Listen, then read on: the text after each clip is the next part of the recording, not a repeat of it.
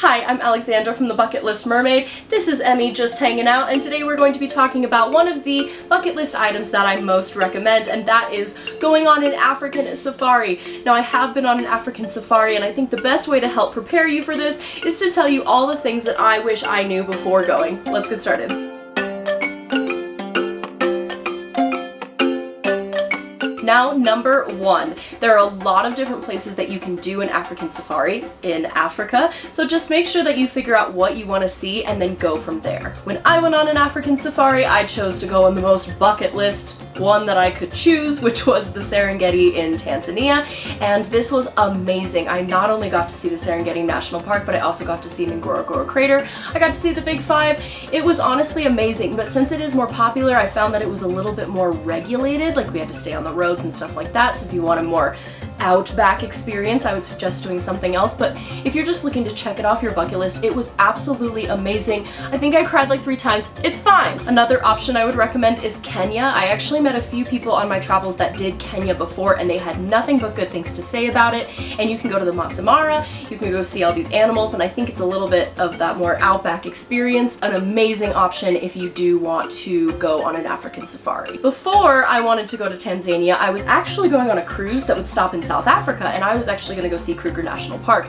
Now again, I have heard nothing but good things. They have really nice parks over there and really knowledgeable guides that will help you see the animals, know where to look, and again, get that chance of seeing that Big Five. And the last one, which I didn't know about, but I am going to add to my bucket list right now, is Uganda, and this is for the gorilla treks. Now these are expensive, but oh my gosh. I met this girl and she had a camera and she got, no joke, a picture of a gorilla and a little baby curled up next to the mama gorilla, and like it could have just been submitted to National Geographic. It was that good. Life-changing bucket lists here, people. Life-changing. Emmy.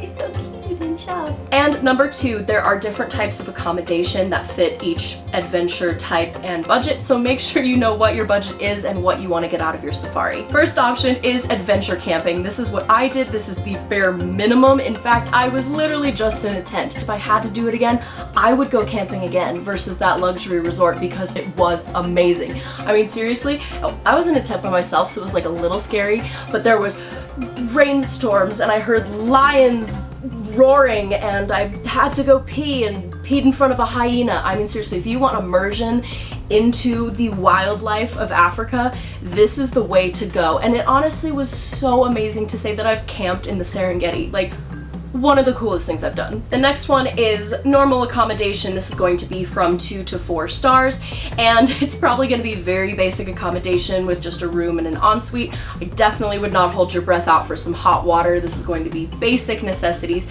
but if you don't like camping and you're not on a crazy budget, it might be the option for you. Next is a luxury safari lodge, which is going to be probably one of the most luxurious options that you can get. It might have hot water, maybe not, but it's gonna feel more of like a hotel if you are into that and don't like glamping or camping. I'm not gonna sugarcoat it, people. Safaris are expensive, and if you're going for this luxurious safari African lodge, it's gonna put you down a few things in your wallet. But that might be what you're looking for, and if it's a once-in-a-lifetime bucket life experience, go for it. Now, if you're telling yourself, hey, I want a luxury experience, but I also kind of want an outdoor experience because it is an African safari, there are a few luxury tented campsites. These are campsites that don't actually move. They are really luxury. This would be more of the glamping section of the luxury camping, and this is actually probably what I would do if I had the budget for it, because you're still camping, technically, and you're still getting that luxurious experience. These are going to be very expensive, but give you the true experience of a luxury African safari. When you are choosing accommodation, just make sure that you realize that you are in the animal's home, not the other way around. So when you are choosing accommodation, make sure that they are eco-friendly, they leave no trace, and that you as a traveler leave your campsite and the entire environment cleaner and better than when you found it. Just a quick side note, Emmy has decided to desert us. This is Moshi. And number 3, although all animals are amazing to see during an African safari, the ones that just absolutely take your breath away are really the big 5. So when you are choosing a safari that you want to go on, I would definitely make sure that you do have a chance to see the big 5. For those of you who don't know, the big 5 on an African safari is a lion, a leopard, a rhino, an elephant, and an African buffalo. And although they are majestic, maybe there are other animals that you want to see. For example, maybe you want to see the wildebeest migration, or maybe you just want to see the silverback gorillas. Depending on what you want to see, that is going to highly dictate where you go and what time you go at. So just things to think about. Number 4, I was not prepared for the fact that this is really a backwards zoo. Of course, I spent most of my youth going to the zoo, and it's almost like they take the animals and then they put them in enclosures that's within our home. But with a safari, you're in the cage and you're in their home. So it's kind of a weird realization, but it's so beautiful, and it just makes it that much more special. Number 5, the animals are free ranged. With that being said, I don't know what I was expecting, but literally camping right in the middle of the Serengeti and like seeing zebras right outside of our outhouse was a little bit weird for me because I'm just not used to that, or you know, just driving along the road and seeing a giraffe. I don't know why my brain just couldn't wrap itself around it, but I wish somebody would have sat me down and been like, you're going into their home. With that being said, it can be a safety issue a little bit, so just make sure to stay in the vehicle, listen to your guides, and just use some common sense. Because there is no cage. You're in a vehicle. And that's about it. And since you are in their home, just don't forget to be respectful of the animals. Just kind of leave them alone, let them do their own thing. And yeah, don't leave any trash. And just let them do whatever they want to do. Number 7, an African safari is actually a really emotional experience. Now, I am not the most emotional person on planet Earth, but it actually got me. When I first arrived in the Serengeti National Park, we went on a sunset drive, safari drive, and there was this huge tree, and there was a sunset, and there was literally a mama lion and some cubs and everybody just chilling there, just playing on a rock in front of sunset, and I don't know, I just kind of lost it. Like, it was just really emotional to see these amazing things. So I wish somebody would have warned me to tell me that it's okay to cry, it's okay for it to be an emotional experience. You're not used to seeing these creatures in their natural habitat, and it almost is overwhelming how grateful you feel to be there. And I think that's really beautiful, and if that comes to you, don't keep it in.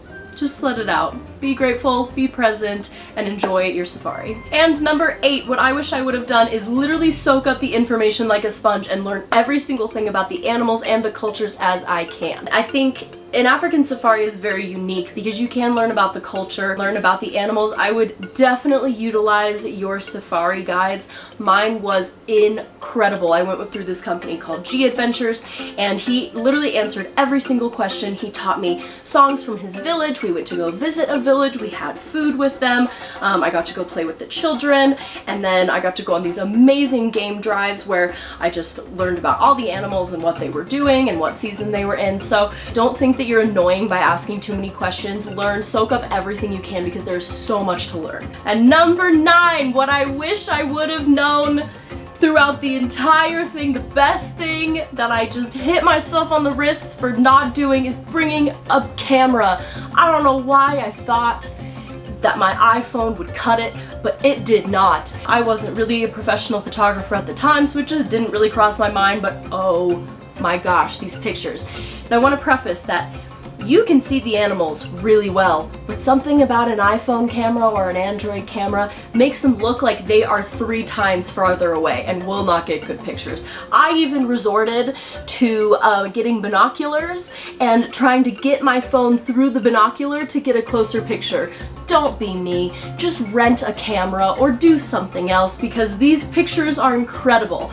And by the way, these pictures, shout out to everybody who did take. It was a team effort. Thank you so much.